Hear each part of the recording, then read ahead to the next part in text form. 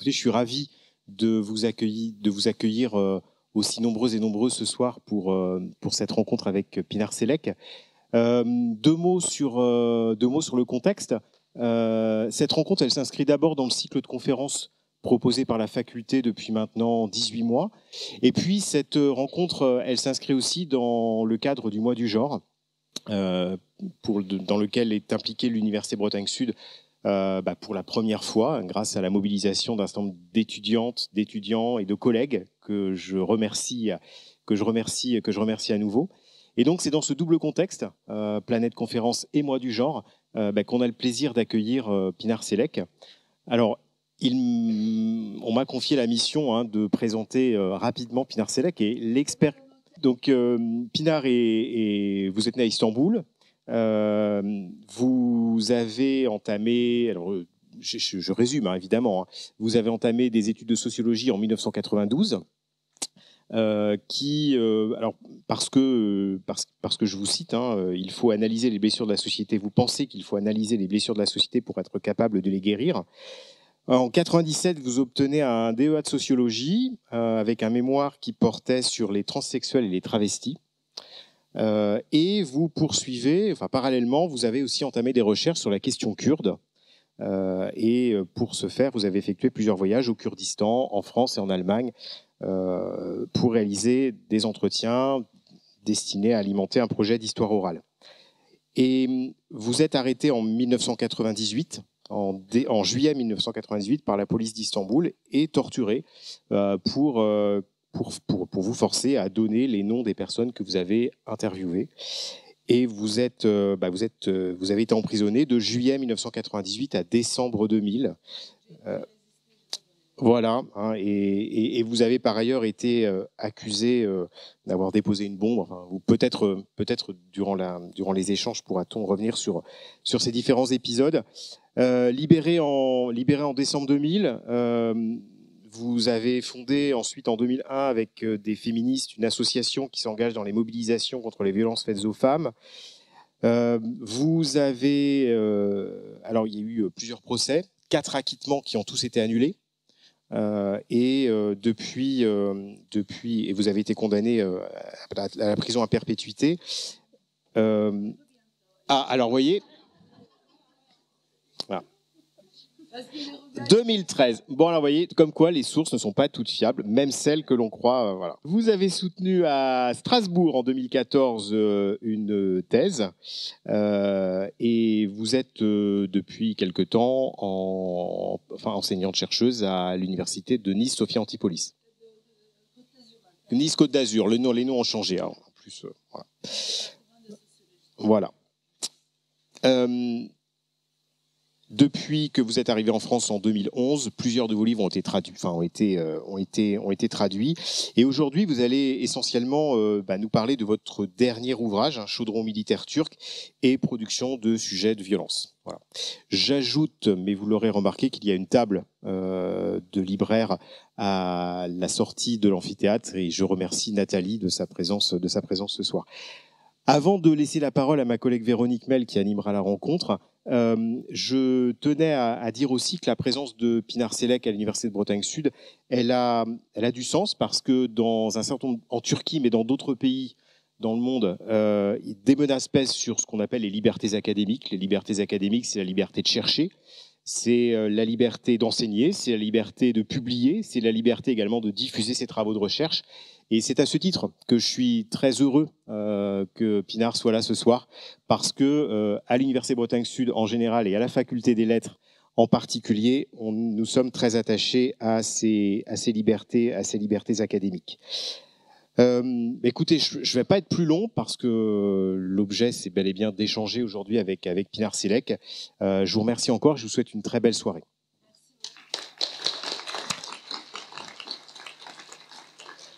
Bonsoir à toutes et à tous. Alors nous allons commencer pour les habitués de Planète Conférence dans un format un peu inhabituel pour Planète Conférence, où d'habitude le collègue ou la collègue que nous invitons professe une conférence magistrale. Alors, ton intervention sera magistrale, mais pas au sens habituel du... Voilà. En effet, tu as souhaité, quand on a échangé, que ce temps débute par sous une forme de conversation, en quelque sorte, avant qu'ensuite je m'éclipse et garde la parole. Alors, je dirais d'abord quelques mots sur, Damien a dit qui tu étais, pourquoi nous t'avions invité, et il a fait, je dirais, le volet Planète Conférence. Pour ma part, je voulais simplement dire pourquoi ça nous paraissait une évidence dans le cadre du mois du genre de t'inviter. Si vous regardez le sous-titre que nous avons donné à ce mois du genre, c'est sexe, sexualité, identité, briser les normes. Et quand j'ai lancé le projet de mois du genre, j'ai indiqué que à ceux qui étaient autour et celles qui étaient autour de la table, qu'on était là aussi pour porter une réflexion universitaire vers la cité, vers la ville, et que pour promouvoir des questions d'égalité, il fallait d'abord réfléchir sur les normes avant de pouvoir les briser. Et quand on a entendu ta présentation par Damien, je crois que tu coches toutes les cases, sexe, sexualité, identité et bien d'autres cases. Donc, ça nous paraissait évident de t'inviter et nous avons été tous ravis que tu nous dises oui.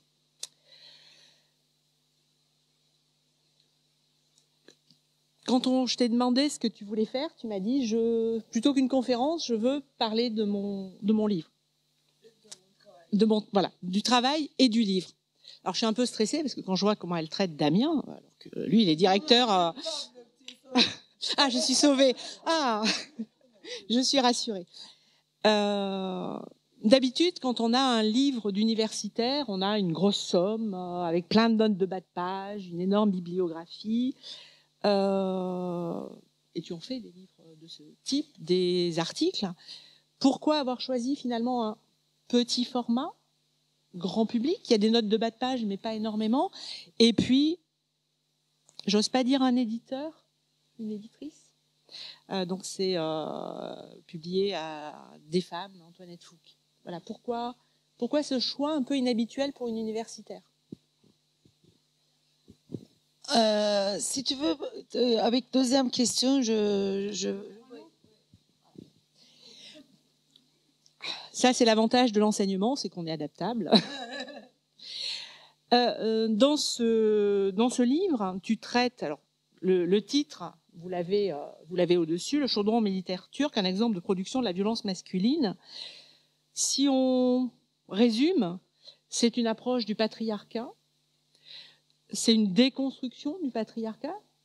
Et habituellement, quand on a des ouvrages sur le patriarcat, pendant ceux que je lis le plus couramment, il est pris par le bas par les opprimés.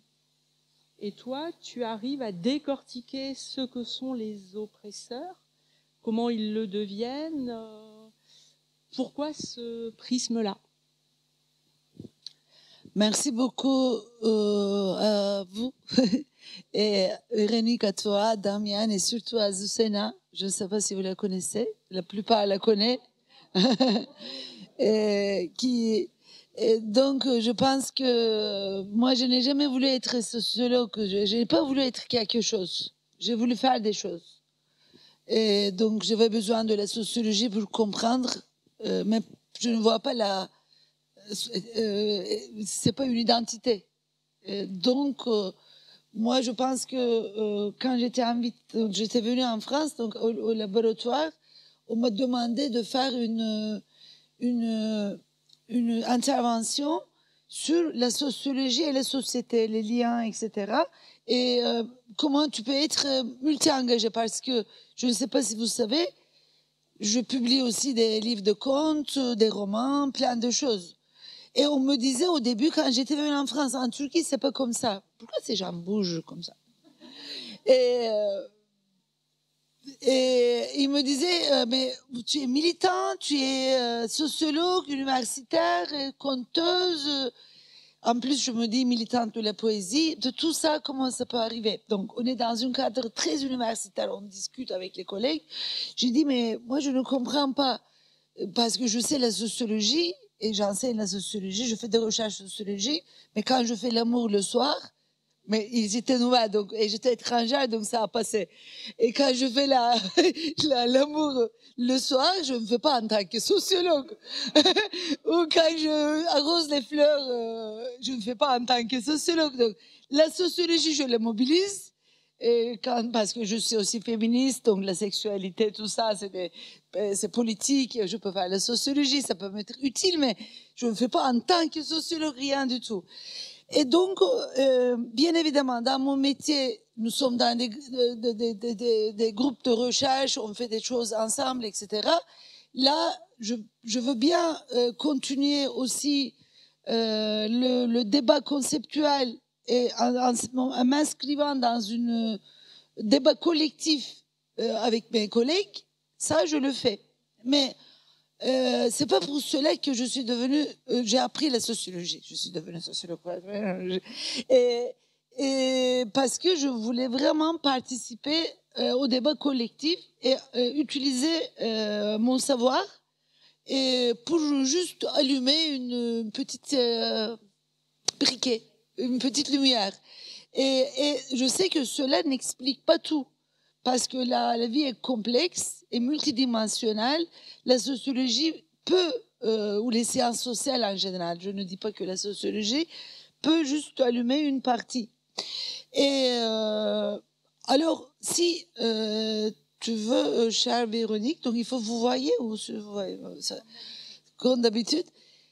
Et ce livre, il a une histoire. Donc, il y avait un autre livre à partir de ce recherche, qui était même plus public, moins analytique. Et donc, je voulais vous résumer un petit peu pour répondre à tes questions aussi, mais juste pour faire une petite clin d'œil à ta deuxième question, je vais dire que, en général, quand on voit le Wikipédia, on dit Pınar Selek travaille sur les minorités. Vraiment, c'est une grande mensonge. Je n'ai jamais travaillé sur les minorités. Jamais du tout. Jamais de la vie. Donc, déjà, le terme minorité, je n'utilise pas. Mais je ne travaille pas aussi sur les groupes sociaux opprimés, etc. J'ai toujours travaillé sur les structures dominantes, sur les questions du génocide, sur les questions de nationalisme, etc. Et quand tu fais ces travaux, ton chemin croise avec les opprimés. Mais j'ai pas travaillé sur les femmes, etc., etc. J'ai travaillé à un moment donné sur la prostitution, le système prostitution en Turquie, mais c'était vraiment le système des proxénètes. J'ai pas travaillé directement comme des objets avec les femmes, etc. Donc ça, et moi j'aime beaucoup ça parce que en général c'est les dominants qui regardent. Regarder, c'est aussi un peu dominer, qui regarde droit à haut. Et moi, j'ai dit, quand j'étais petite, moi, quand je serai grande, je vais regarder droit aux yeux au pouvoir. Et j'ai dit, pour ça, c'est vraiment quelque chose d'important. Donc voilà, c'est pour cela aussi. Alors, je vais essayer de vous résumer très rapidement mon travail et deux livres. À la fin de ce travail, sur le rôle de la masculinité normative, donc on a parlé des normes, sur l'organisation de la violence politique. Donc, la violence masculine ne vise pas seulement les femmes. La violence masculine ne vise pas seulement les minorités, les LGBTIQ, etc. Mais la violence masculine est très important dans l'organisation de militarisme, de militarisation, de l'organisation des guerres. Et la violence masculine tue tout le monde. Et moi, j'ai vraiment voulu comprendre comment les pouvoirs politiques s'appuient sur les rapports sociaux déjà existants dans la société, sur l'ordre social, et comment ils participent à leur reproduction. Donc, mon départ, donc je vais vous expliquer maintenant. Au départ, je voulais vraiment comprendre les violences politiques. C'était pas je ne veux pas faire un travail sur le patriarcat, etc. Je voulais travailler sur les violences politiques. Et là, j'ai dit, il faut que tu éclaires la dimension de genre dans cette organisation de violences politiques. Et, donc, au départ, en 2007, donc j'étais sortie de la prison déjà, et j'avais décidé de rester en Turquie, de continuer mes recherches, mes activités, tout ça. Et en Turquie, il y a beaucoup de violences politiques. Donc, il y a beaucoup d'assassinats, et on ne sait pas qui. En général, les assassins, on ne les trouve pas. Et donc, en 2007, il y a une grande figure de la paix en Turquie qui s'appelle Hrant Dink. C'est un Arménien journaliste. C'était un grand ami à moi. Je parle dans mon livre parce qu'ils sont arméniens. Il a beaucoup contribué à ma déconstruction en tant que Turc. Et il a été tué.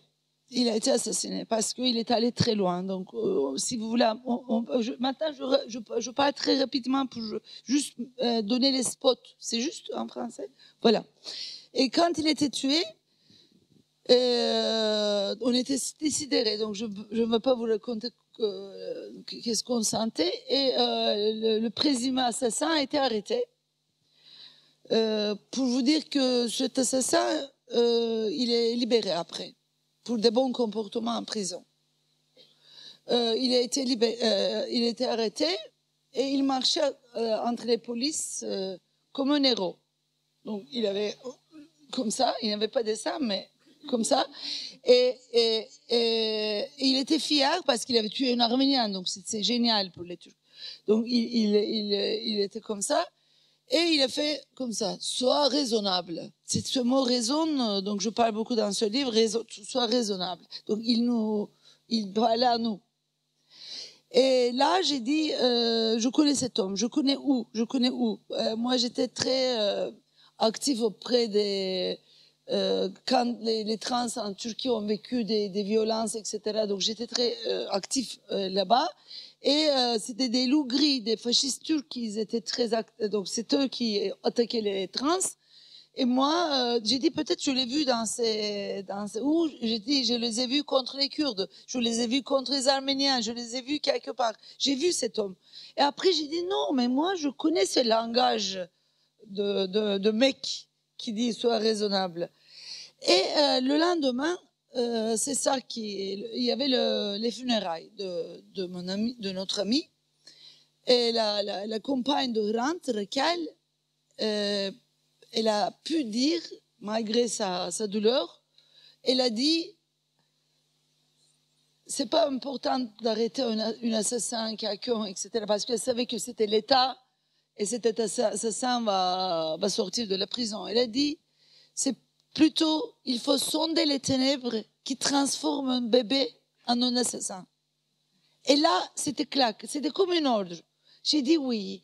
Ce que je peux faire, donc là, comme je ne suis pas sociologue, mais je maîtrise un peu la sociologie, j'ai dit que je peux mobiliser ma connaissance de sociologie pour éclairer une dimension de ces ténèbres. Parce que ces ténèbres-là, c'est multidimensionnel.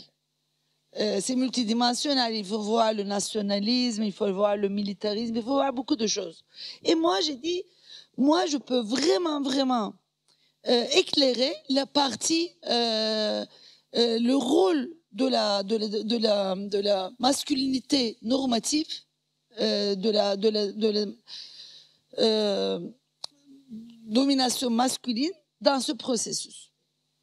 Et j'ai réfléchi, j'ai dit que je peux travailler sur le service militaire. Parce qu'en Turquie, le service militaire, surtout à l'époque, c'était 1 an et demi, et c'était obligé, tout le monde allait, c'était vraiment... il y a même des lois maintenant. Mettre en cause, non, créer une doute sur le service militaire, ça commence par 6 mois de prison. Et curieusement, donc, on parlerait tout ça dans une autre rencontre, il ne touche pas à mes livres en Turquie. Il pense que je suis très populaire Et ils ne veulent pas que je prenne des prix, tout ça. Donc, ils ne touchent pas à mes livres parce que je ne suis pas écrivaine.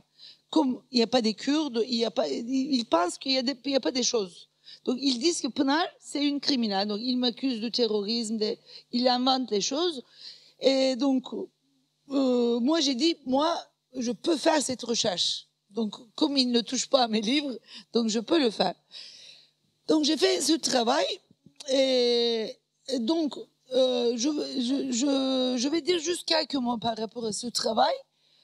Vous pouvez expliquer, par exemple, quand il s'agit d'une guerre ou une violence politique, ça peut être collective ou juste on peut viser une personne, vous pouvez expliquer. Donc, comme tout est multidimensionnel, il n'y a pas une seule dimension. Par exemple, il y a une dimension politique, il y a une dimension géostratégique.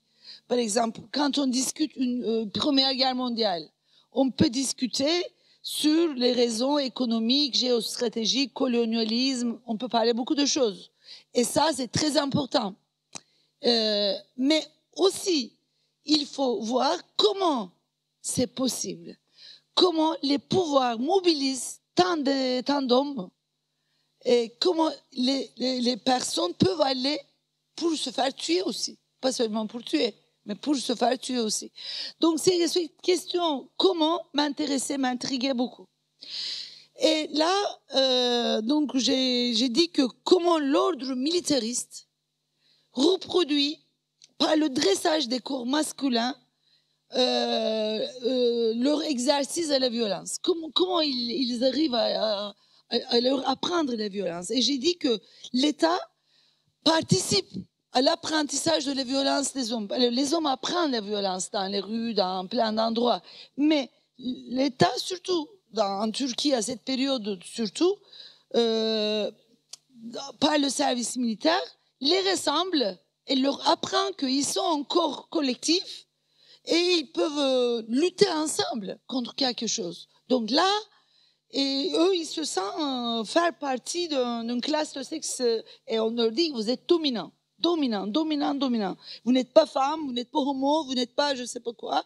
On peut discuter sur les homosexuels, donc c'est vraiment une grande torture aussi pour les gays, parce que c'est obligé pour les hommes. Et si vous prouvez que vous n'êtes pas homosexuel, non, si vous prouvez que vous êtes homosexuel, parce que l'homosexualité n'est pas un délit en Turquie, mais on le considère comme une maladie. Donc, si vous prouvez que vous êtes homosexuel, vous pouvez être exempt du service militaire. Et on vous donnera un papier, mais carrément, en turc, c'est çürük. Çürük, ça veut dire pourri. Et vous êtes pourri. Si vous avez des lunettes de 9 degrés, vous pouvez avoir le même papier, pourri. Mais pourri, on utilise aussi pour les tomates en turc, donc c'est vraiment pourri. Et les hommes ne veulent pas parce que c'est aussi considéré comme une étape de la masculinité, c'est vraiment très normatif. Donc j'ai fait cette recherche et j'ai montré comment la société, la famille, l'État participent, organisent ensemble le dressage de ces corps masculins et on leur donne le petit goût de pouvoir en disant que voilà, tu peux le faire parce que tu es un homme, etc. Et là, j'ai fait une recherche qui a duré à peu près 2 ans, et une histoire orale encore, parce qu'avec une personne, on a passé au moins 6-7 jours. Et je peux vous dire que j'ai pas dormi, j'ai pas beaucoup dormi à cette période. J'ai dit que je veux finir cette recherche et j'ai travaillé avec des amis hommes qui ont fait leur service militaire parce qu'on a fait une échantillon, donc on a parlé avec des très vieux personnes des différentes régions, avec les fachos, il y a plein de différentes personnes qu'on a parlé. Et à peu près 50 ans, on a accepté de faire partie du projet du livre. Mais on a parlé avec plus de personnes. Et là, mon but, vraiment, Véronique, c'était plus que ce livre. Mais le premier livre s'appelle, il est traduit en français, Devenir homme en rampant. Vous savez, ramper dans la... Donc, et là, je parle très peu dans ce livre. je fais parler plutôt les témoins, mes enquêtés, mais je parle de temps en temps. Et c'est eux qui montrent la banalité de la chose. Et c'est publié en 2009, le livre. Mais vraiment, j'ai pas dormi. Mon but, c'était vraiment répondre à Recaldic et mettre une petite lumière. Et ça fait un éclat. Le livre, il est épuisé dans 2 semaines. Et c'était discuté partout. Et le cours de cassation, donc à l'époque, il a demandé ma condamnation. Donc, il demande toujours ma condamnation, mais ils n'ont pas encore. Ils veulent me condamner en 28 juin. Mais pour l'instant, je ne suis pas condamnée. Et là, ils ont voulu m'emprisonner. Et donc, j'ai fui tout de suite, juste après cette recherche. Donc, les années sont passées. Et j'ai fait beaucoup d'autres recherches. Je suis arrivée en France, j'ai fait beaucoup d'autres choses. Et ce livre, il a coulé tout seul. Il a fait, je ne sais pas, 16 publications, éditions. Il y a eu des groupes de théâtre qui l'ont mis en scène. C'est devenu un truc énorme, sans moi. Et moi, j'ai pas pu participer au débat. Parce que la Turquie, c'est un peu comme ça. Il y a la répression, mais il y a des choses qui bougent tout le temps en bas. Et les années sont passées. Et moi, donc, l'année dernière, j'ai décidé de faire un autre livre, Chaudron militaire turc. C'est pas le même pour moi. L'autre, il était plus épais. C'était pas trop épais, mais un peu plus épais. Mais j'ai voulu juste discuter avec ce chorale, parce que c'était plutôt une chorale dans le premier livre. C'était une chorale d'hommes qui parlent, et moi je parle de temps en temps. Et j'ai voulu discuter avec cette chorale, et en invitant à la discussion d'autres philosophes, d'autres chercheurs, d'autres analystes, et réfléchir ensemble sur cette expérience, mais en réfléchissant aussi sur les modifications contextuelles. Comment ça peut être possible en France? Comment et surtout avec la mondialisation néolibérale du capitalisme, de l'économie, qu'est-ce qui est changé? Par exemple, le service militaire, tout ça. Et aussi, les lieux d'enfermement existent, n'ont pas les mêmes places. Ils existent toujours, mais maintenant, c'est la société de contrôle. Donc, j'ai essayé de tout réfléchir avec tous ces nouveaux éléments. Donc, il n'y a pas beaucoup de... Il y a quelques citations... citations? Il y a des témoignages. Mais, en général, c'est ma réflexion. Je peux parler encore un petit peu pour finir? Oui. Alors, je vais dire quelque chose par rapport, donc j'ai pris des notes avant la conférence. Pourquoi donc j'ai refait ce travail après 15 ans? Parce que je suis arrivée en France. Oui, ça va comme ça? C'est génial maintenant. Oui. Et je suis arrivée en France. Alors en Turquie, il y avait d'autres problèmes quand tu es chercheur. Il y a la répression de l'État. Et là, j'ai vu aussi qu'il y a une tendance, moins en France que dans d'autres pays, mais il faut être très productif, il faut avoir des gros projets de recherche très prestigieux, il faut faire ce projet. Et j'ai vu que vraiment, on doit être très reproductif, etc. Donc j'ai vu cette tendance et j'ai vu que ça, c'est aussi quelque chose qui nuit les libertés académiques, à mon avis.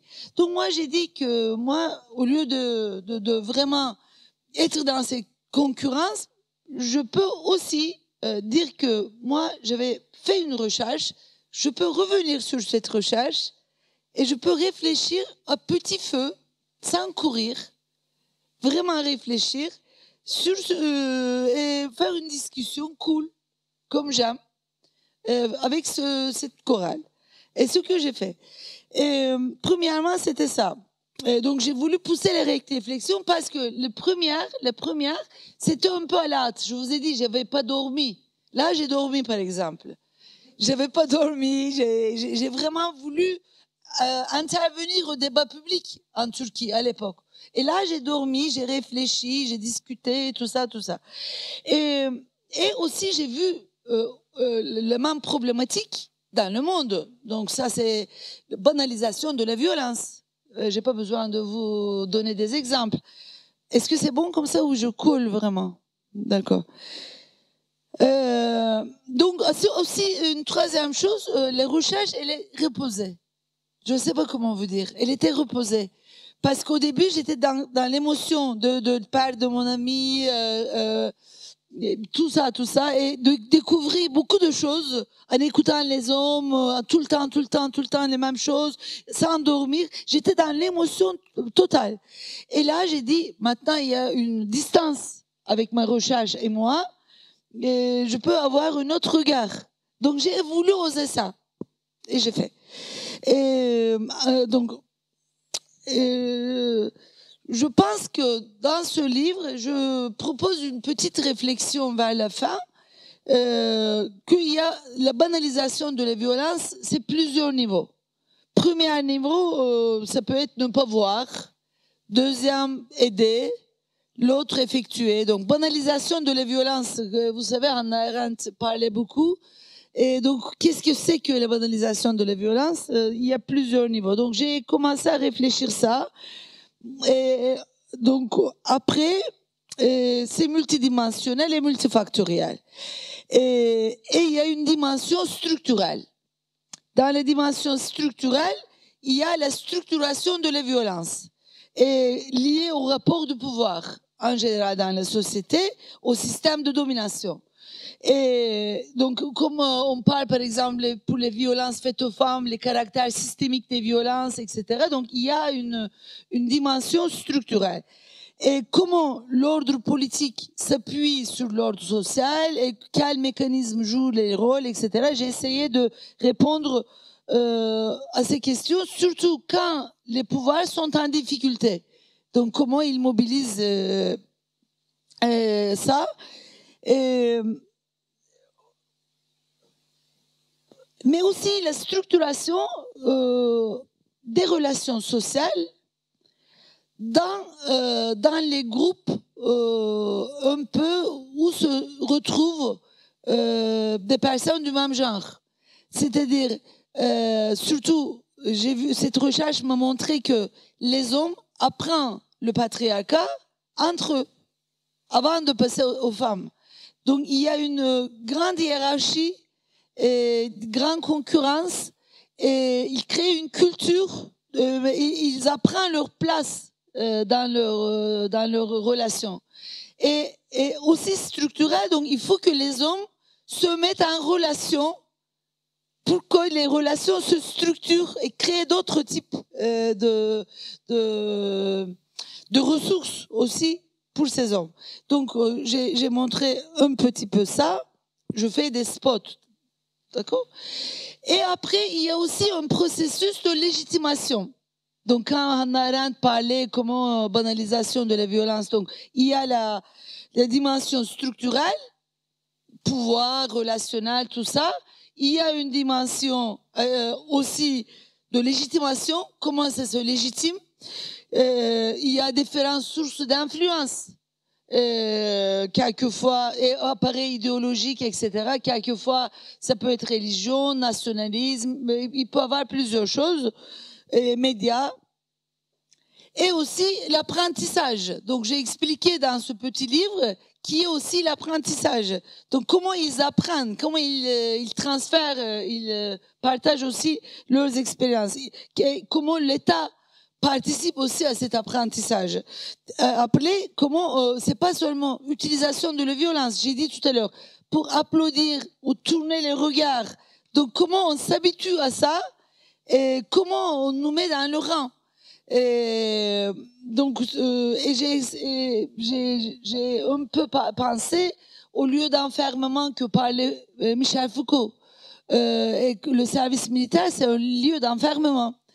Mais aussi, aujourd'hui, les lieux d'enfermement laissent leur place de plus en plus. Ils ne sont pas disparus.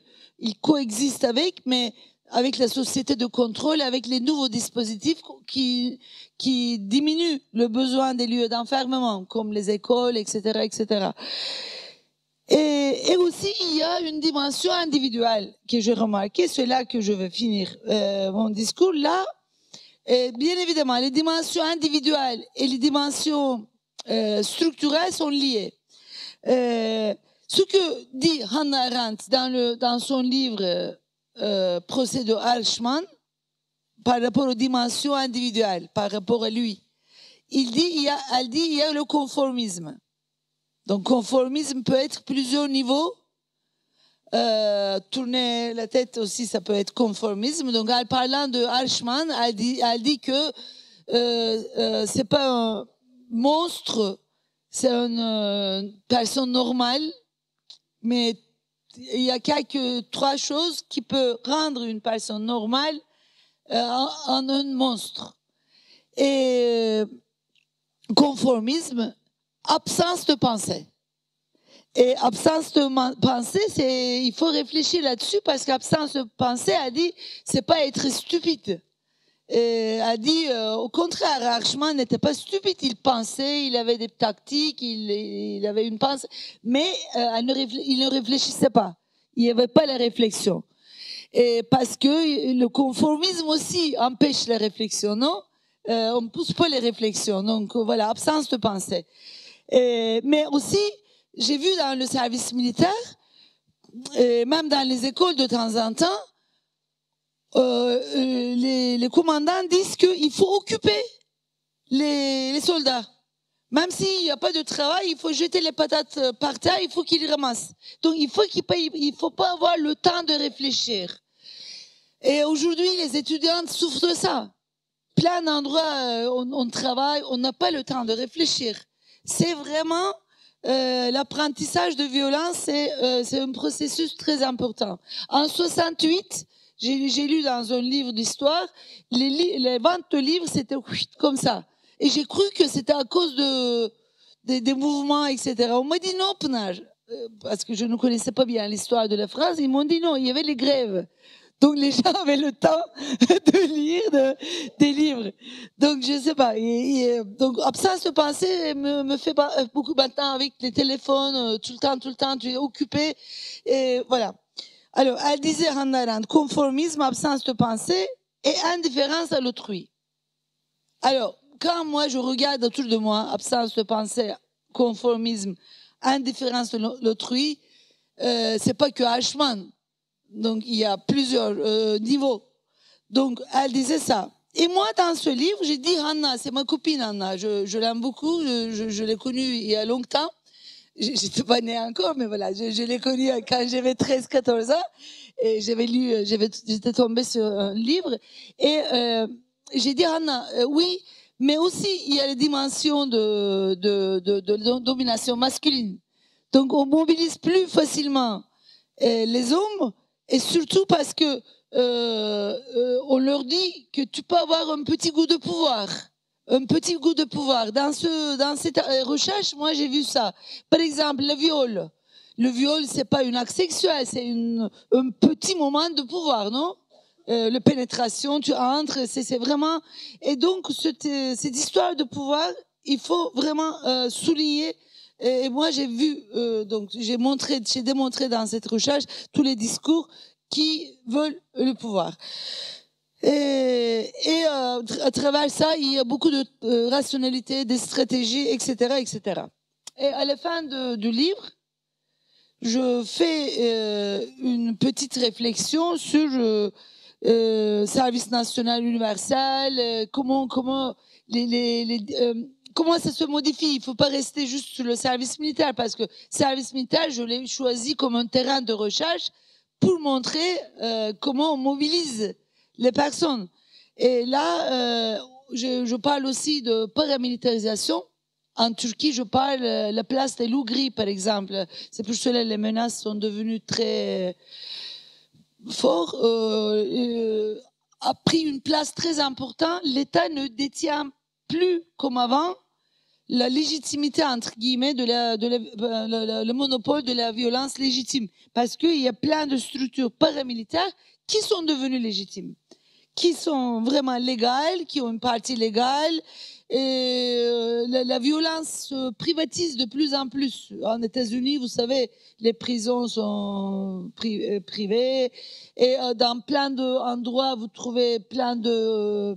Les hommes s'arment de façon paramilitaire. Et voilà. Et la troisième chose que j'ai montrée dans ce petit livre, plasticité des rapports sociaux de sexe. Donc rien n'est figé. Il y a aussi des luttes. Comme il y a toujours des luttes, les pouvoirs se renouvellent. Ils essaient de trouver d'autres dispositifs, etc., etc. Et à la fin, je finis avec une phrase pas optimiste. Car le mal enraciné n'est pas un rhume, on ne peut pas le soigner avec un peu de miel et de citron. C'est la première fois que je finis un livre comme ça. C'était plus que réponse, mais...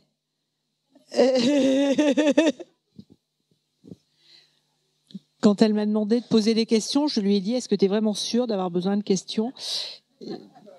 Je pense que j'ai la réponse. Moi, ce qui m'a passionnée dans ton travail, je suis une historienne du corps et je suis une grande foucaldienne. Ce qui m'a passionnée, c'est cette question du... C'est la question du dressage des corps. Aujourd'hui, ce dressage des corps, on le voit réapparaître en France au travers des masculinistes qui rééduquent beaucoup leur corps, qui l'exhibent. Est-ce que tu peux nous dire un petit peu, pour ceux qui t'auraient pas encore lu, mais ils vont te lire, justement quels sont les moyens, les méthodes de dresser ces corps?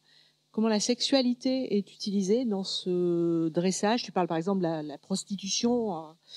Je dirais, quand on lit ce service militaire, c'est un rite de passage. Moi, j'ai eu l'impression de lire de l'anthropologie, et dans le début du rite de passage, on passe par le bordel. Voilà, comment ces corps sont en permanence scrutés, parce que finalement, l'armée, c'est un lieu, c'est le panoptique de Foucault, c'est un lieu où on scrute, où on est toujours sur le regard des autres. Et puis peut-être pour ne pas finir sur ta dernière phrase, moi elle m'a un peu achevée quand je t'ai lu, la dernière phrase, là où on n'a pas d'espoir finalement. Quelle est la marge de résistance que ces hommes ont à la masculinité hégémonique qui est mise en place? Tu ne donnes pas beaucoup de pistes, il y a ceux qui se suicident, mais ce n'est pas une vraie sortie. Quelle place dans la résistance? Il y a se faire réformer, mais comment on peut en sortir? Je parle aussi donc c'est sur l'exemple de la Turquie, si tu veux. Le phallocratie joue un rôle très important. Le phallus, il est très présent. Et il y a 6 étapes en Turquie pour devenir homme, pour monter à la masculinité normative, disons. Première, c'est la circoncision. Donc, on commence à toucher le pénis qui n'est pas encore devenu phallus. Donc, le petit. Et il va être coupé. Donc, ça commence comme ça. Et si vous voulez, c'est pour les populations musulmanes en Turquie.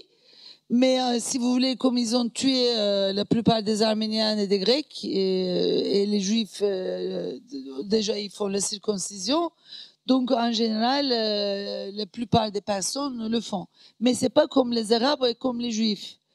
En général, c'est jusqu'ils attendent 7 ans, 8 ans. Donc, ils sont grands. Et quand il y a le pénis qui va être coupé, tous les discours, c'est incroyable. Donc, moi, j'ai pas travaillé sur le service militaire, tous les rites de passage jusqu'au service militaire, parce que c'est une rite de passage aussi. Et le petit, donc qui a 6 ans, 7 ans, 8 ans, quelquefois 9 ans, c'est en fonction de l'argent de la famille. Parce qu'il n'y a pas toujours de l'argent, parce qu'il faut faire une grande fête. et comme le mariage. Et quand on fait la fête, on met le costume ou de sultan ou de commandant. Vous imaginez? Un petit bout de son pénis va être coupé et on le met dans un costume de commandant. Mais quand les femmes ont leurs règles, rien du tout. Et lui, le petit garçon, tous les discours, mais vraiment, il y a beaucoup d'enquêtes là-dessus, il croit que ça va grandir. Ouais, ça va devenir phallus quand on coupe. Mais non, ça ne devient même pas fertile. Juste, on nettoie une partie. Et donc, mais c'est vraiment, il y a des rituels énormes. Ils égorgent le bélier devant, après il met le sang sur son, il a peur, il faut pas qu'il pleure, tout le monde lui tape ici, voilà. Et après, deuxième étape, oui, il faut que ce truc qui est saigné doit entrer dans le vagin, doit entrer, voilà, dans un trou. Et il faut qu'il soit phallus, qu'il soit érection. Et donc ça, c'est très important parce que quand il dit qu'il a une expérience sexuelle, d'une façon ou d'une autre, on comprend que son truc, il marche. Il devient dur. Et ça, c'est très important. Mais il y a beaucoup quelquefois, les pères, en Turquie, il y a des bordels légaux. Et donc, les pères ou les grands frères amènent leurs enfants au bordel pour qu'ils apprennent à baiser. Ça, c'est baiser. Et voilà. Et donc, ça, c'est une étape importante. Donc, tout est lié.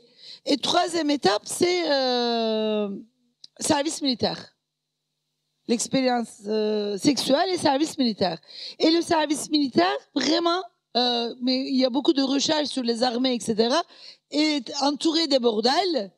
Et eux, ils font le service et quand ils ont le pause, comment on dit, le pause, non, permission, ils vont au bordel. Et donc, et tous les discours que j'ai racontés avec les armes, vous savez, j'ai pas besoin de vous dire comment le nationalisme crée son discours avec le utérus, comme tu as bien écrit dans ton livre, je vais lire avec grande attention, et ce qui est vu aussi dans l'exposition, et comment le corps des femmes devient le symbole de l'espace où on va occuper, tout ça, et on les apprend ça, mais de façon... On le répète. Quand on répète quelque chose, et on leur dit, il faut pas réfléchir. Il faut répéter juste. Je crie, tu cries. Je crie, tu cries. Je crie, tu cries. C'est un peu comme ça l'éducation là-bas. Et donc, aussi les larmes, c'est très phallocrate. Il y a le truc, comment ça s'appelle? Le truc qui part. Ouais, la balle, et qui est aussi dans une phallus qui sort, etc. Donc il raconte, il dort avec, c'est incroyable. Quand on leur donne ça, c'est ils font toute une littérature là-dessus. Et donc voilà. Et après, il faut qu'ils se marient, qu'ils font des enfants pour qu'ils montrent qu'ils sont fertiles, trouvent du travail, etc., etc. Donc le service militaire joue un rôle très important. Et moi, j'étais pas étonnée vraiment de voir le rôle de cette phallocratie dans l'organisation de groupes d'hommes violentes, mais quand même, cette répétition, cette ouverture, cette banalité de tous ces discours m'a un peu choquée. Je sais pas, je savais théoriquement que c'était le cas, mais quand j'ai entendu tous ces discours, j'ai dit, mais waouh, c'était comme une caricature, tout ce qu'on me racontait. Voilà. J'ai répondu à la question? Oui. Et deuxième, c'était les résistances. Et oui, il y a des résistances. Déjà, je peux vous dire que le service militaire maintenant est plus court. C'est 6 mois. C'est déjà grâce aux résistances parce que il y a multiples formes de résistance. Plusieurs personnes trichent, ne va pas, etc., trouvent des rapports, etc. Et deuxièmement, les Kurdes surtout, font tout pour ne pas y aller. Parce que la guerre fait qu'ils ne veulent pas tirer sur leurs sœurs et frères, parce que dans les mouvements kurdes, il y a des femmes et des hommes.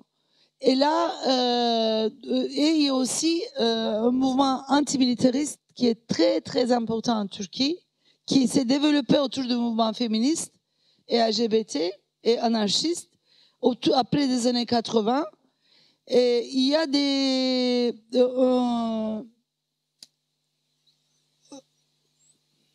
je vais attendre que tu t'assoies parce qu'il y a des gens qui... Oui. Et je me lève, peut-être c'est mieux. Et ces mouvements insoumis a été très important en Turquie, surtout dans les années 90 et 2000. Et l'État n'a pas pu les arrêter. Il y a de plus en plus de personnes qui ont dit « Moi, je ne veux pas au service militaire, je ne fuis pas, je suis là ». Et il y a eu des solidarités énormes que l'État n'a pas pu... même il les mettait en prison, après il les fait sortir, après il les remettait parce qu'ils ne peuvent pas trouver du travail, ils ne peuvent pas voyager, etc. Et eux, ils restaient. Et c'est comme c'est devenu un mouvement civil important, mais ça reste quand même dans l'espace militant. Et le mouvement LGBT a joué un très important rôle dans le mouvement anarchiste antimilitariste, et le mouvement LGBT. Parce que le mouvement LGBT, comme c'est différent de sa sortie en Turquie, et il est très féministe. Et le mouvement féministe et LGBT, c'est très lié, très très lié. Et comme il y a des convergences des luttes sous les répressions sous les répressions, il y a une convergence obligatoire entre les différents groupes, les Kurdes, les Arméniens, les LGBT, etc. Même s'ils ne s'aiment pas au début, après on apprend à lutter ensemble. Il y a des voyages, des expériences, des voyages, des concepts, etc. Et le mouvement LGBT, par exemple, quand il y a une manifestation pour la paix aux Kurdes, elles sont là devant. Contre le génocide arménien, ils sont très actifs.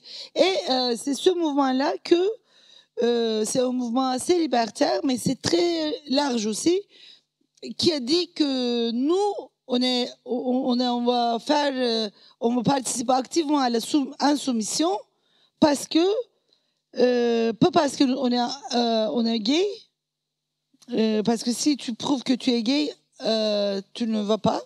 Mais pour prouver que tu es gay, il faut que tu montres ton anus. Il faut qu'il soit... Donc, on prend la photo. Et après, il faut que tu montres des actes d'amour avec un homme. Mais il faut qu'on te voit toute nue, etc. Et les rapports psychologiques aussi. Donc, et dans l'archive de l'armée, il y a une archive pornographique, je crois que c'est l'archive plus... Je crois qu'ils adorent ça, ils veulent regarder, je sais pas. Mais le mouvement LGBT, en général, il dit non, on ne va pas y aller parce qu'on est antimilitariste. Et ça, c'est très important. Et maintenant, l'État ne sait pas quoi faire avec tous ces gens-là. Donc, il les libère, mais en général, ils pourrissent leur vie. Et ils ne peuvent pas trouver du travail, ils ne peuvent pas voyager tout le temps, il est arrêté, etc. Mais malgré toutes ces insoumissions, si vous voulez, il y a une répression énorme, comme en Iran, et une propagande énorme tout le temps. Beaucoup d'argent, beaucoup de petites associations partout. Donc il y a une lutte inégale. Donc malgré qu'il y a eu toutes ces résistances, depuis quelques années, on n'entend pas beaucoup de voix des résistants antimilitaristes. Au contraire, surtout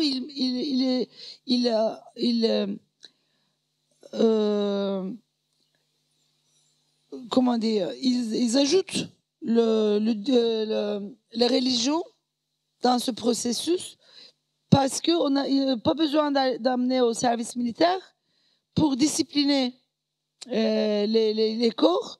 il y a plein de petites mosquées qui sont dans tous les quartiers. Et là, ils disciplinent le corps. Ils disciplinent et ils répètent, sans savoir, parce que c'est en arabe. Ils ne comprennent pas parce qu'ils sont turcs. Ils répètent. Donc ça, c'est aussi la paramilitarisation, mais aussi en passant par la religion. Voilà. Poser une dernière question pour terminer sur toi, puis après je pense qu'il y aura plein de questions dans la salle et je pense que c'est important qu'elles puissent être posées. Lorsqu'on est historien, on a la chance d'avoir la distance vis-à-vis de notre objet de travail. Alors moi j'ai la chance de travailler sur, je dis toujours, sur des traits morts. Je suis spécialiste de l'Antiquité, donc c'est beaucoup plus facile de mettre à distance, même si j'ai beaucoup travaillé sur les violences faites au corps. À un moment, un corps, c'est un corps, même un corps mort. Dans tes enquêtes, en plus, tu fais de l'entretien. Et tu as dit, c'est rare pour de l'entretien quand tu dis plusieurs jours. Est-ce que tu as des hommes qui ont conscience de la violence qu'ils ont subie? Ou c'est toi qui, dans ton travail, la mets en avant?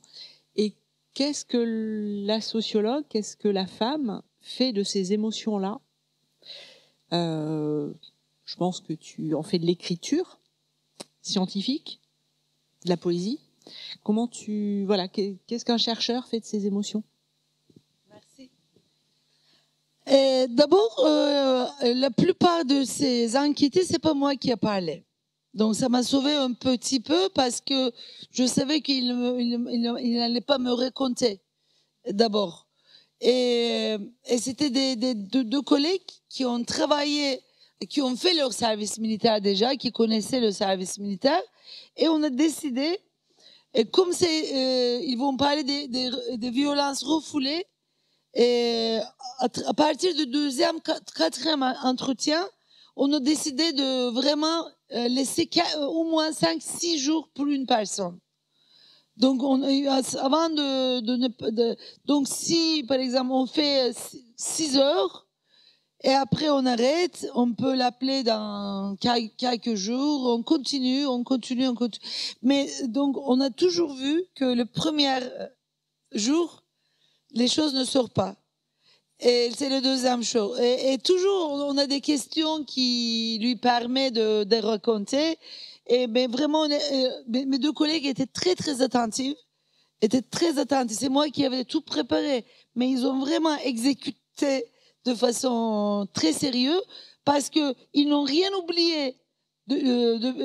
Parce que si ça dure très longtemps, ils peuvent oublier ce que l'autre il a dit. Donc, ils étaient très présentes et ils ont réussi à créer la confiance. Mais pour moi, après, quand j'écoutais, parce que c'est moi qui les écrivais, donc en écoutant, c'était assez dur pour moi parce que j'entendais que les voix des hommes qui parlaient. À un moment donné, c'était une répétition totale. Ça se répétait. Les personnes changeaient, mais ils racontaient les mêmes histoires. Et surtout, quand tu entends comment ils racontent normalement, comment ils ont tabassé les gens, comment il a écrasé les corps, ils racontent comme ça, et moi, c'était très, très difficile. Je savais que ça allait être difficile. Donc, j'étais consciente parce que j'avais fait d'autres recherches Mais là, j'ai dit qu'il faut que tu écrives tes émotions. Donc, moi, j'écrivais en général mes émotions. Et après, je les lisais. Et après, je le réfléchissais. Donc, voilà, c'est que mais dans mon premier livre, comme je parlais pas beaucoup, et j'ai mis en avant plutôt les discours des enquêtés, et ça ne m'a pas posé de questions. Mais surtout après 15 ans, pour moi, le temps était passé et j'avais vraiment besoin de réfléchir pour objectiver ce que je suis en train de voir. Mais heureusement que j'écris de la poésie. Je voudrais bien être musicien, mais je n'arrive pas. Et j'écris la littérature, d'autres choses. C'est ça qui me permet aussi. Mais dans l'écriture scientifique, je pense, moi, j'essaie de ne pas me cacher non plus. Donc, je ne me cache pas et j'ai introduit un peu le sensible dedans. Mais je le montre. Je sais pas pour raccourcir l'analyse, mais juste je dis, on voit comment je sens les choses, où je suis, où je regarde. Et je me sens vivante. Non, je me montre vivante. Je ne parle pas, on constate que je ne dis pas ça. Donc je dis qu'est-ce que j'ai vu, qu'est-ce que j'ai réfléchi. Je propose des pistes de réflexion. Je ne fais pas des explications. Je propose des pistes, des réflexions, etc., etc. Et c'est comme ça que je crois que j'ai trouvé ma place dedans. Est-ce que tu as vu autre chose? Non, c'est la place des émotions. Moi, elle m'a beaucoup marquée. Généralement, quand on lit un collègue, on voit pas le collègue. On a simplement son objet d'étude. Et toi, tu es dans toutes les pages.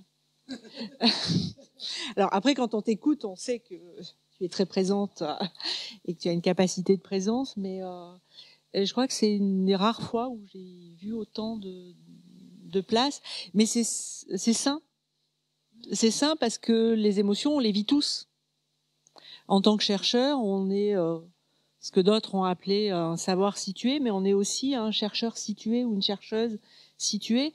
Et c'est d'une grande honnêteté de le dire, de le laisser transparaître, de dire que c'est dur, voilà. Donc c'est rare et du coup c'est précieux méthodologiquement. Alors là, je m'adresse à une partie du public, tous les étudiants et toutes les étudiantes.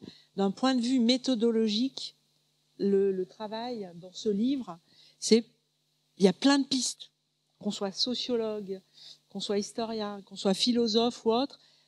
Vous la lisez pour la Turquie, pour le chaudron militaire, vous la lisez aussi pour la méthodologie, c'est extraordinaire. Voilà. Et puis je vais arrêter de parler parce que j'aurai plein de questions, on pourrait faire la nuit, mais j'imagine que vous...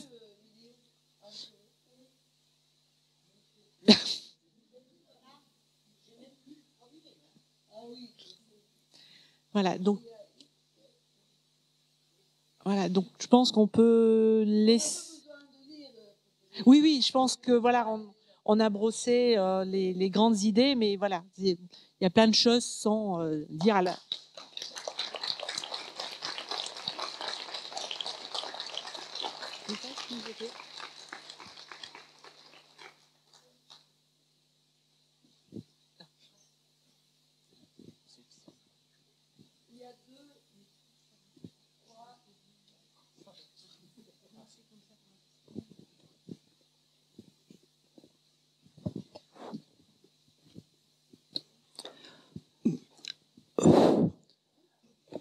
Déjà, dans un premier temps, j'aimerais remercier d'ailleurs Madame Selek pour cette intervention. Mais il faut approcher le micro.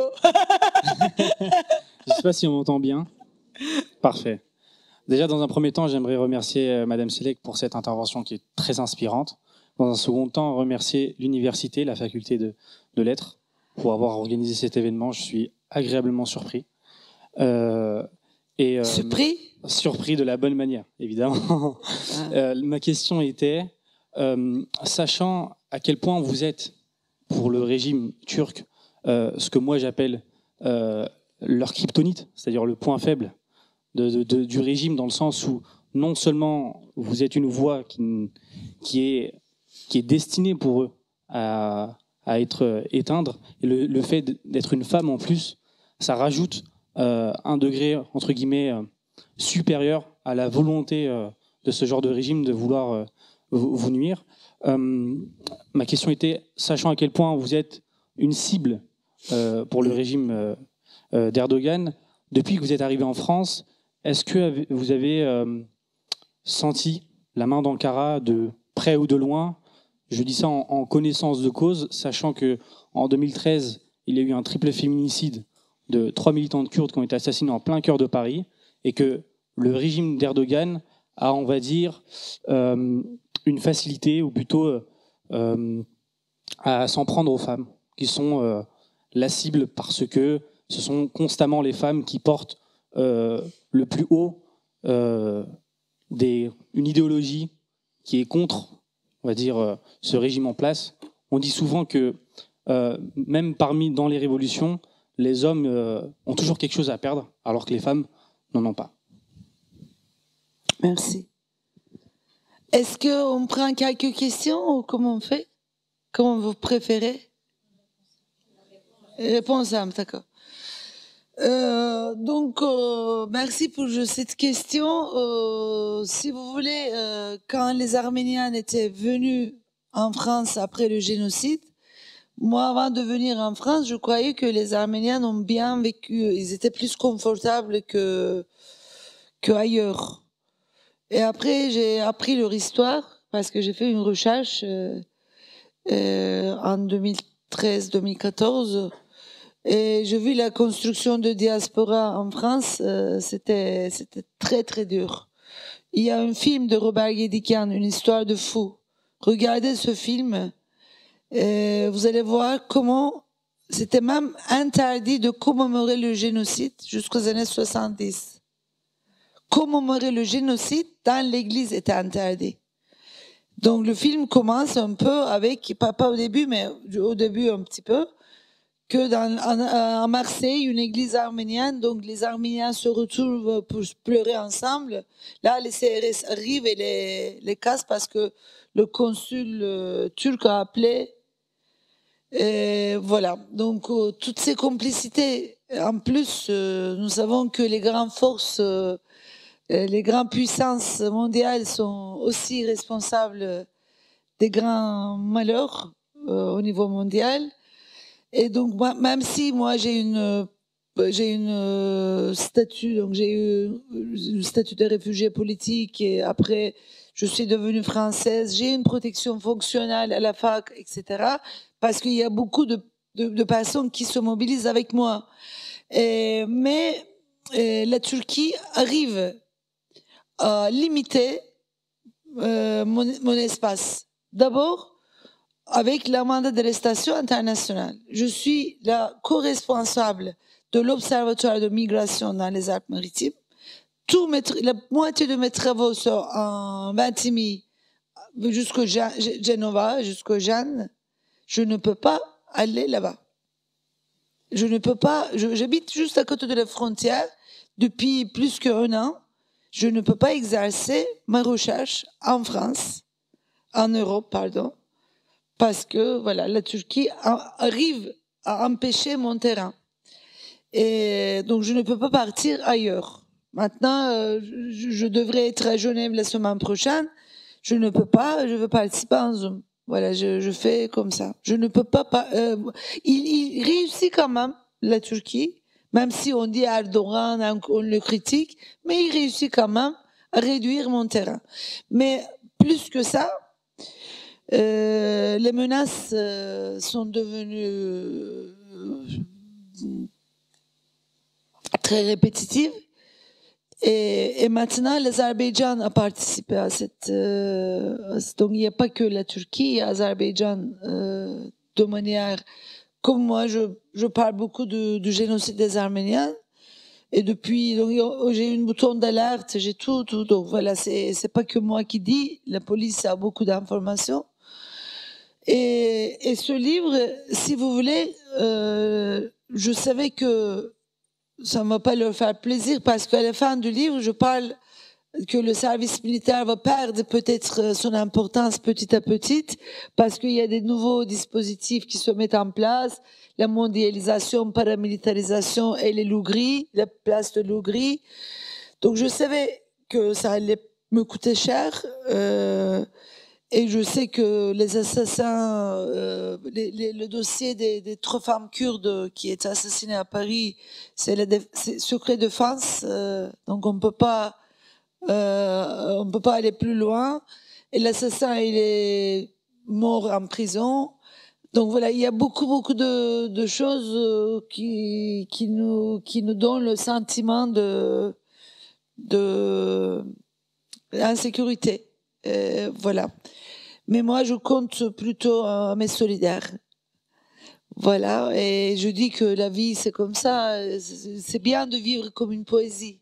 Belle. Parce que la peur, quand même, j'ai peur, mais si tu donnes beaucoup d'importance à la peur, il diminue la beauté de la vie, la qualité de la vie. Donc je dis que c'est bien de vivre juste beau, belle. Voilà.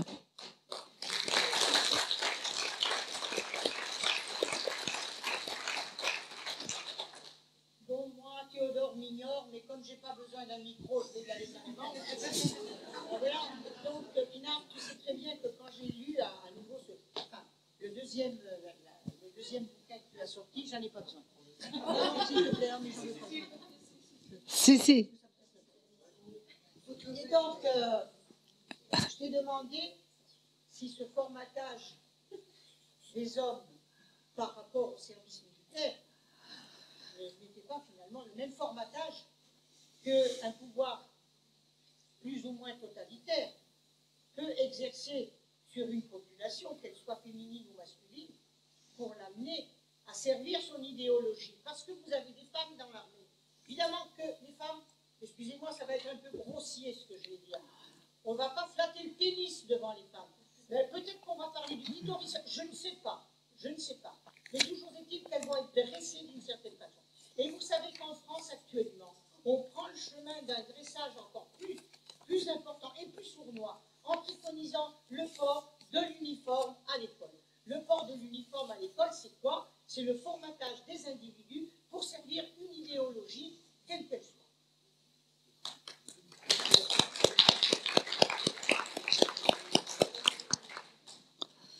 Je suis d'accord.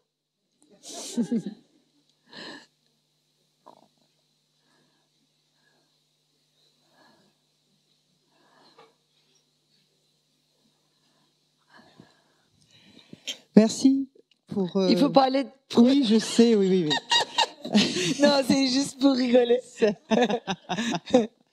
En tout cas, vous êtes courageuse et pleine de vitalité. Et c'est chouette parce que je pense que vos journées ne doivent pas être tout le temps sereines. Non. Je pense qu'il y a toujours une petite chose dans le coin de la tête de vigilance. Tout le temps, oui. Et c'est... Le lâcher-prise ne doit pas être souvent de votre quotidien. Donc, bravo. Merci. Et moi, je voulais savoir juste si vous avez déjà eu, en tant que sociologue ou juste en tant que femme, des échanges de discussions avec des hommes qui ont été dressés, entre guillemets, depuis petit, dans ce que vous avez décrit, avec le service militaire, avec la vision qu'on leur a enseigné de la femme, la violence, le rapport à la femme ou bien à la communauté LGBT, etc. Donc, quelqu'un qui a grandi et qui a vécu une partie de sa vie dans cet état d'esprit, et ensuite que vous avez pu échanger avec cette personne qui aurait eu peut-être un sursaut de conscience, des interrogations sur sa façon d'aborder la vie et la relation, et comment un revirement peut-être ou un questionnement avec d'autres hommes. Enfin, peut-être que vous pouvez en parler si vous avez pu échanger avec des gens comme ça. Et vraiment, votre question est très importante parce que ce que je vis dans mes recherches, les recherches, à quoi sert cette recherche? Ça sert à peut-être dégager une analyse, je sais pas, mais aussi les personnes qui participent à cette recherche, c'est pas que moi. Donc, et ces personnes sont des savantes. C'est eux qui amènent leurs connaissances. Et je ne peux pas juste voler la connaissance. Donc, c'est pas que la restitution, mais ce que j'ai remarqué, c'est surtout pour des enquêtes qualitatives, bien évidemment. Il y a donc, comme ça durait quelques jours, c'est la première fois qu'ils réfléchissent. C'est comme une psychanalyse un peu, parce que les chercheurs ne posent pas trop de questions. Ils ouvrent des pistes, après ils racontent, et après ils disent mais vous avez dit ça, mais il y a un lien avec ça, comme les psychanalystes un peu. Et donc je pense que c'est très important. Et ce qu'on avait fait après, même pour ceux qui ont partagé leur expérience, mais qui ont dit n'utilisez pas mes discours parce que j'ai peur pour le projet du livre. Les autres, on n'a pas écrit leur nom, on a juste écrit des abréviations en changeant même les chiffres. Mais une partie n'a pas voulu être dedans parce qu'ils ont pensé qu'à partir de leur discours, on va leur trouver tout ça. Mais on a tout envoyé le livre. On a envoyé à tout le monde. Donc, il a vu son discours dans la totalité. Ah, aussi, par exemple, quand il nous a raconté, ça fait une personne, ça fait, je sais pas, 50 pages, ou même plus. Et on a envoyé toujours son discours à lui. Donc, on a eu deux versions, un peu corrigée ou tel qu'il est. Et ça, c'était notre devoir. On a travaillé toujours comme ça. C'est moi qui faisais derrière tout ça. Les autres allaient faire des entretiens et moi, je faisais ça. Et ça, c'était très important parce qu'ils ont relu. Se relire, et surtout quand on corrige, je pense que l'État turc, il était très énervé à ce qu'on a fait. Je pense. Et après, quand ils ont vu le livre, bien évidemment, on a pris juste quelques extraits de chaque personne, mais ils ont vu leurs expériences à côté des autres. Donc ça, c'était très important aussi. Et je sais que et aussi une partie, quand il est en train de parler, il se rendait compte. Par exemple, il disait, oui, on est allé faire... Ah oui, moi aussi j'ai fait la même chose, mais quand j'avais... Donc il réfléchissait. Oui. Donc les recherches, c'est quelque chose qui peut être très dangereuse aussi. Ouais. Très dangereuse pour le pouvoir. Ah, merci de poser cette question. Oui, il y avait cette expérience aussi.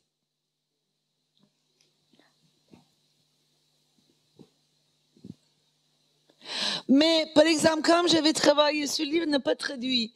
Il y a une rue qui s'appelle rue Ülker à Istanbul, dans le centre d'Istanbul, et c'est une rue qui existe depuis longtemps comme une rue des trans. Mais c'est depuis l'Empire ottoman, c'est une sous-culture trans qui vit là depuis longtemps. Et dans les années 90, ils ont fait une grande opération et ils ont vraiment, en utilisant l'antiprostitution, des choses comme ça, ils ont, ça faisait partie du projet de gentrification. Ils ont chassé tous les trans de cet endroit. Donc il y a eu des résistances, mais c'était incroyable. Donc moi j'ai fait une recherche, c'était mon mémoire. Donc j'ai fait cette recherche. Et quand j'ai fait cette recherche, donc j'ai parlé avec la police, avec les loups gris. À l'époque, j'étais pas connue, donc je pouvais aller parler avec des loups gris. Mais eux, ils n'ont pas été dans cette réflexion que les hommes du livre, parce que déjà c'était pas des grandes histoires orales, c'était des entretiens. J'ai pas passé 5 jours avec les loups gris. Donc, j'ai fait des entretiens juste. Donc, c'était pas le même cadre. Mais aussi, il y avait une posture idéologique, surtout la chef de la police, etc. C'était pas la même chose. Donc, j'ai pas pu sortir le chef de la police de son contexte pour réfléchir sur sa pratique. Si je pourrais le faire, peut-être ça pourrait être. Mais c'était génial pour les trans, parce qu'il y avait aussi le côté résistance. Et aujourd'hui, même aujourd'hui, quand vous allez parler le mouvement de trans, ils vont dire que ce livre a joué un rôle très important dans leur construction, parce que elle résistait sans réfléchir. Il y avait une résistance, mais après, quand elles sont revenues sur leur résistance, comment elles ont résisté, c'était important. Et au début, elles ne faisaient pas partie du mouvement. Les gays et les lesbiennes étaient séparés. Donc après, c'est vraiment se créer une convergence importante. Voilà. Parce que cette réflexion a permis à...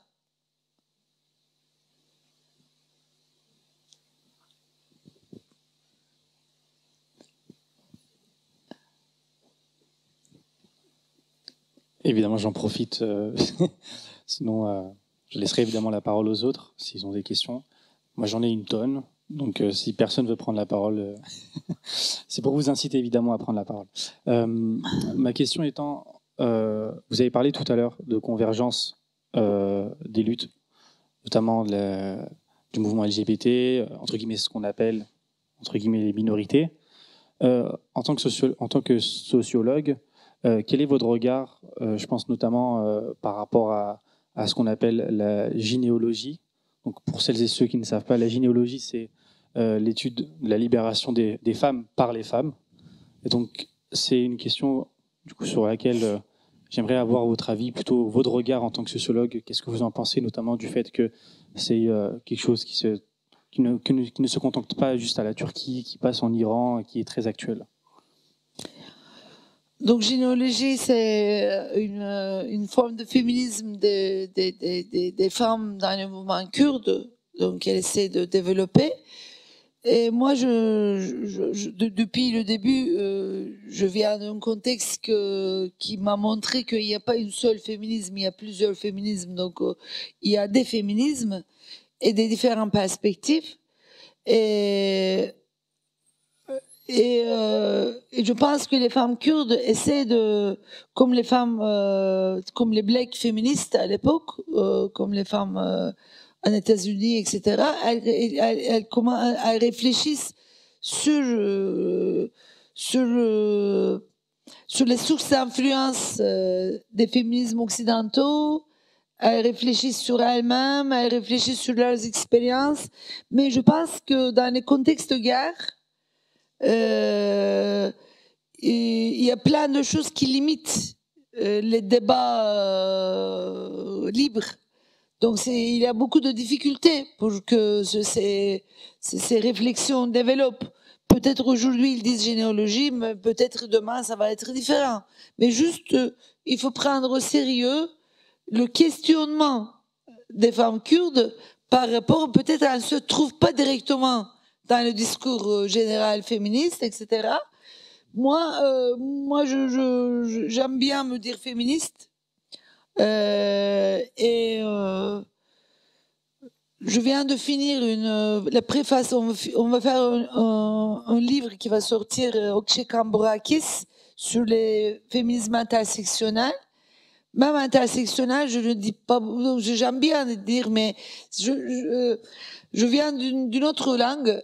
Donc, chez nous, on discutait, on disait, mais qu'est-ce qu'on va dire? Parce qu'on est anti-militariste, anti-nationaliste, anti-écologiste, on est anarchiste, on est comment on va définir? Féministe, une amie a dit acrobatique. Acrobatique. Et ça, j'ai beaucoup aimé. Féministe acrobatique. Parce qu'il faut être toujours acrobatique, comme s'il y a plasticité des rapports sociaux, et même pour relier des choses. Et c'est dit, c'est court acrobatique. Et après, on a rigolé, etc. Et depuis, on a dit, on a écrit une sorte de communiqué. Nous sommes des féministes acrobatiques. Mais on peut trouver d'autres mots. Moi, je ne suis pas dans les notions sont vivantes. On peut trouver toujours des choses. Mais moi, c'est que je pense, surtout, il faut que cette guerre s'arrête. Et tant que la guerre n'est pas arrêtée, la Turquie va commencer bientôt, après les élections de mars, il va commencer une grande opération en nord de Syrie. Donc, ils ont décidé de vraiment en finir avec les Kurdes dans cet endroit. Donc à Rojava, tous ces endroits qui ont tué qui ont vaincu le Daesh, disons, et ça va être pire les prochains temps. Donc ils disent que le Gaza va être, ils disent on va faire comme Gaza, ils le disent comme ça ouvertement. Et donc, quand il y a ce contexte de guerre, pouvoir discuter librement, c'est pas évident. Moi, j'ai beaucoup travaillé sur le militarisme, etc. Même pour des deux côtés, c'est pas évident parce qu'il y a toujours des urgences, il y a toujours des morts, des corps, etc. Donc, généalogie, je pense, il faut le prendre plutôt pas comme une idéologie, mais comme une réflexion, comme un questionnement, comme une critique aussi. Mais il faut laisser se développer et surtout dans des conditions de paix. si c'est possible. Voilà. Oui.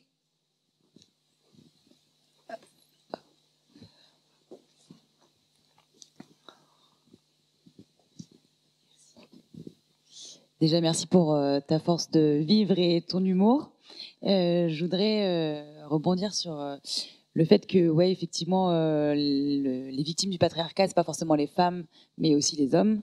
Et est-ce que tu penses qu'il existe des outils pour libérer les hommes des chaînes du patriarcat, de se libérer du coup de cette manipulation, de ce formatage, ou tu es plutôt pessimiste sur la question?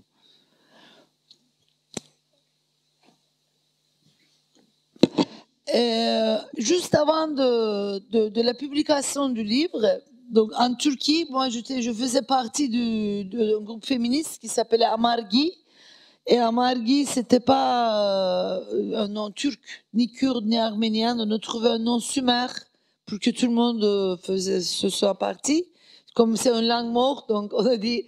Et on était très dans les convergences avec les mouvements, surtout antimilitaristes, LGBT, un peu anarchistes. Donc il y avait beaucoup de pro-féministes autour de ce mouvement.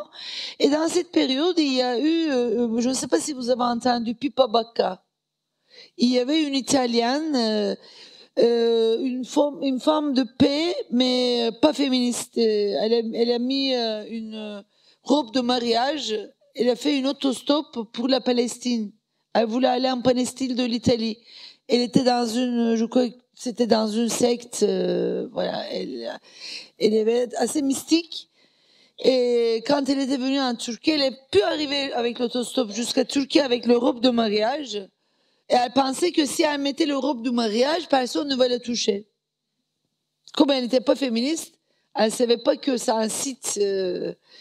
Et en Turquie, elle était violée et tuée. Et donc il y a eu beaucoup de mobilisation. Et dans ces pro-féministes, autour du mouvement féministe, donc nous avions une café.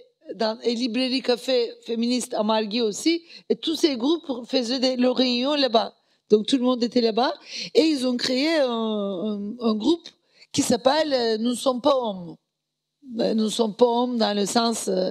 et ils ont fait beaucoup d'actions, beaucoup d'actions. Ils ont dit, nous sommes pro-féministes, et nous sommes féministes, comme ils disaient, et ils faisaient pas... ils ne participaient pas pas seulement à des activités pour soutenir les femmes, mais ils faisaient des actions en tant qu'hommes et toutes seules. Ils ont fait beaucoup de choses.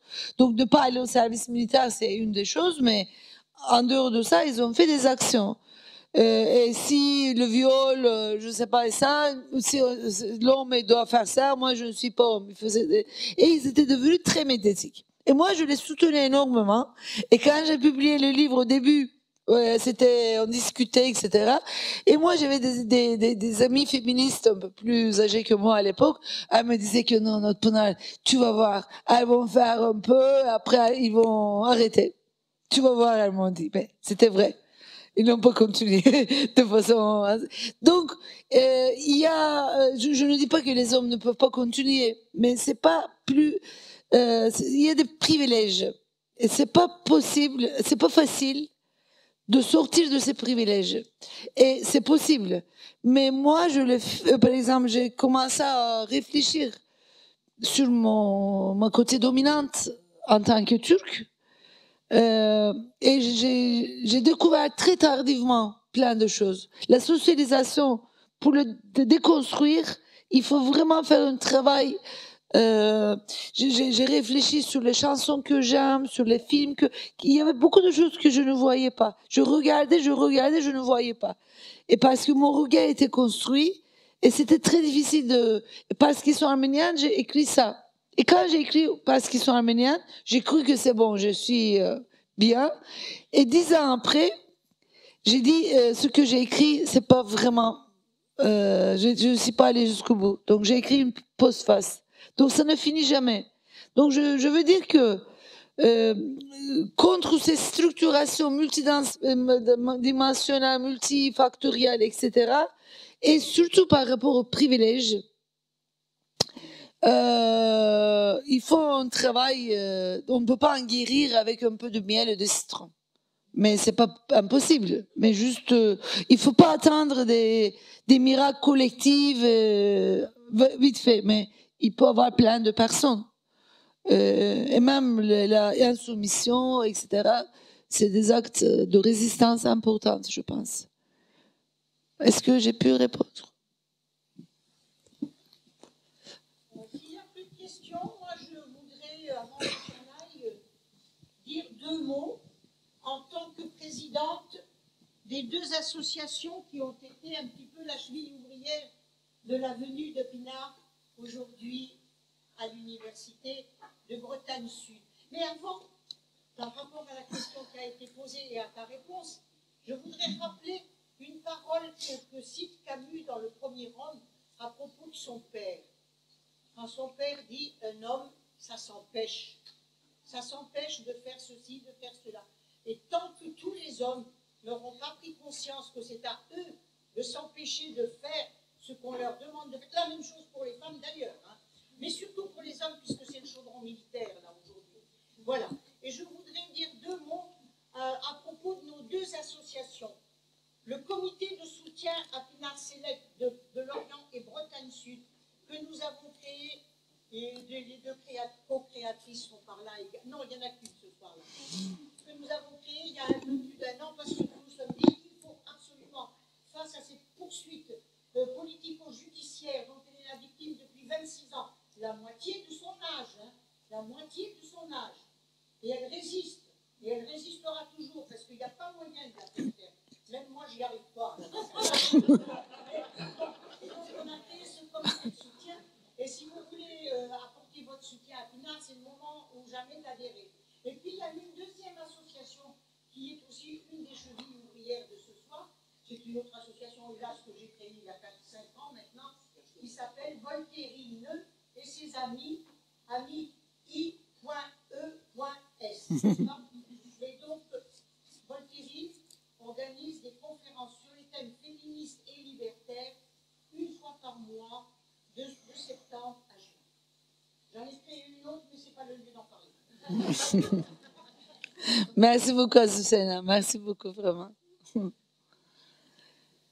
S'il n'y a pas d'autres questions, peut-être on peut... Oui, pardon.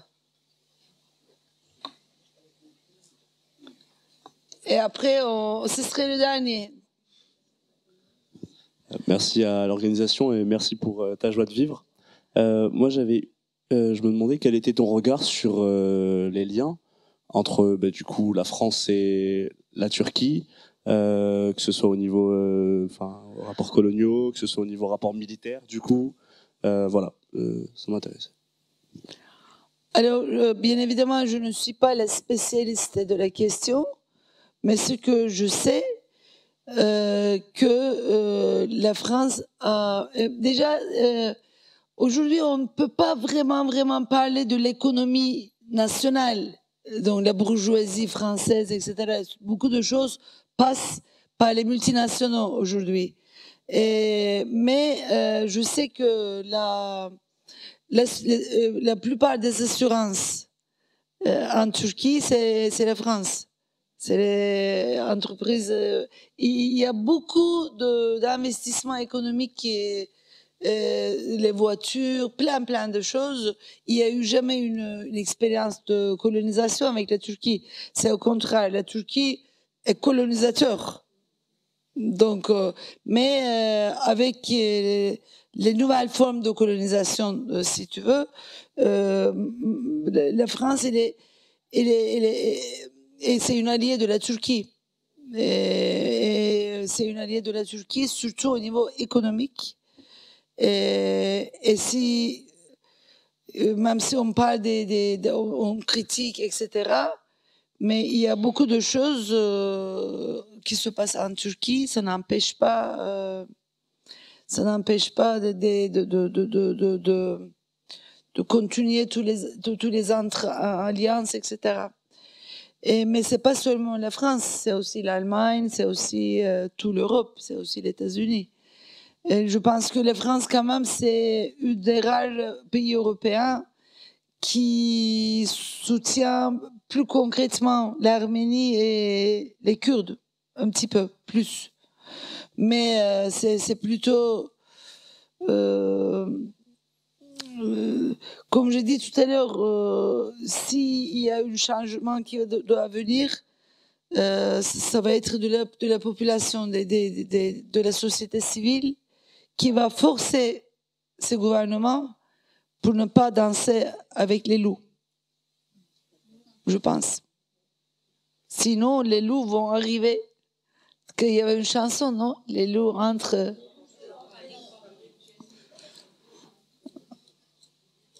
Voilà, merci beaucoup et à très bientôt.